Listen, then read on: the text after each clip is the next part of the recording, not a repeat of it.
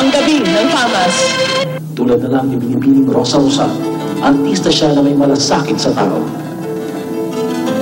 When I made Bajaj, noong mga 1955 na yun, kilala na akong talaga ng buong kapuluan, pati mga Amerikano, na ako'y artista. So noon po, nag-shooting ako sa Subic for Bajaj, meron daw isang barkong malaki na dumating.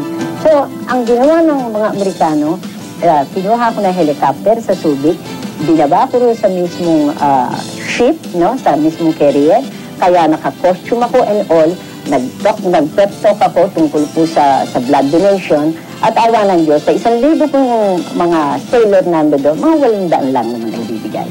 Dahil nakita nila noon na talaga sexy si Rosa Rosario.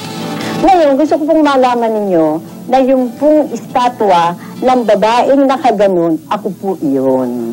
Kaya yan pong aking contribution sa FAMAS. Kahit yung nakikita niyo yan, hanggang sa wala na ako, malalaman nyo na ang nag-post po dyan, walang iba kundi ako. Sa bilang malamang sa iba, saludo ko sa'yo, binibining Rosa Rosa.